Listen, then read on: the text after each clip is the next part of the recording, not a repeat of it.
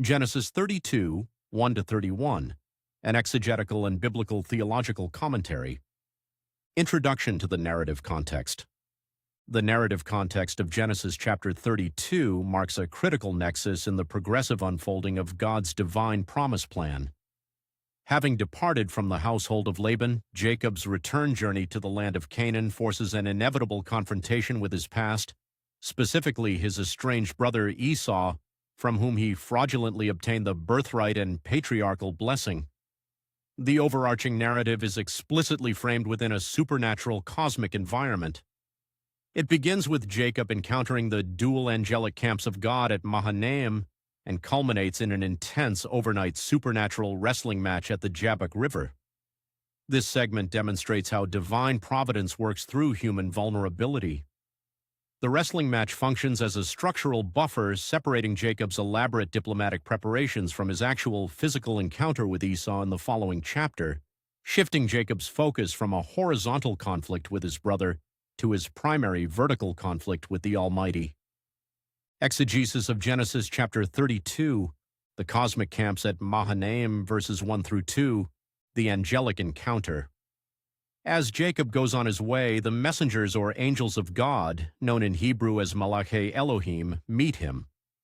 This manifestation reinforces the ancient Near Eastern cognitive environment wherein the physical world and the unseen spiritual realm run parallel and intersect dynamically. Mahanaim defined. Upon recognizing the heavenly host, Jacob declares, "This is God's camp, Mahaneh Elohim," naming the place Mahanaim, meaning two camps. This underscores that Jacob is not traveling in isolation. The supreme sovereign rules alongside a heavenly family or administration that surrounds and preserves the line of the promised seed. Diplomatic overtures and the crisis of fear, verses 3-12. Ancient Near Eastern protocol. Jacob sends messengers to Esau in the land of Seir, employing deferential diplomatic language. Identifying himself as Esau's servant and detailing his livestock reflects standard ancient Near Eastern reconciliation protocols designed to demonstrate submission and secure favor. The report and human resourcefulness. The messengers return with the distressing report that Esau is advancing with 400 men.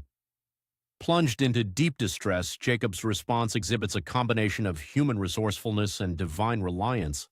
He divides his people and possessions into two camps, reasoning that if one is attacked, the other might escape. Covenantal prayer. Jacob transitions from tactical planning to explicit covenantal prayer in verses 9-12. He acknowledges his complete unworthiness of God's steadfast love, known as chesed, and faithfulness, known as emeth. Crucially, Jacob bases his appeal for deliverance from Esau upon Yahweh's explicit covenantal word, reminding God of his promise to multiply his offspring like the sand of the sea. The appeasement gift strategy, verses 13-23. Escalating display of wealth. Jacob prepares a massive gift of appeasement consisting of 550 animals, including goats, ewes, rams, camels, cows, bulls, and donkeys, arranged in successive droves. The function of the present. This strategic display serves a dual function. It acts as a diplomatic buffer to soften Esau's anger and stands as concrete historical evidence of the supernatural material blessing God had bestowed upon Jacob while in exile. Jacob sends the droves ahead across the Jabbok while he remains behind in solitude. The midnight wrestling match at Peniel, verses 24-31. The mysterious combatant. Left entirely alone in the darkness, a mysterious man wrestles with Jacob until the break of dawn. Hosea chapter 12, verses 3-4. Later identifies this figure as both an angel, known as Malach, and God, Elohim.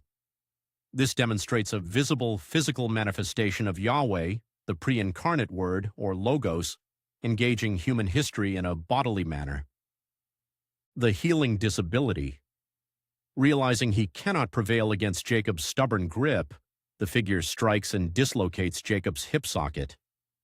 God confronts Jacob with his deep-seated vulnerabilities, inflicting a healing disability that breaks his self-reliance and leaves him permanently dependent on divine grace. confession, and name transformation. Jacob refuses to release his opponent until he receives a blessing.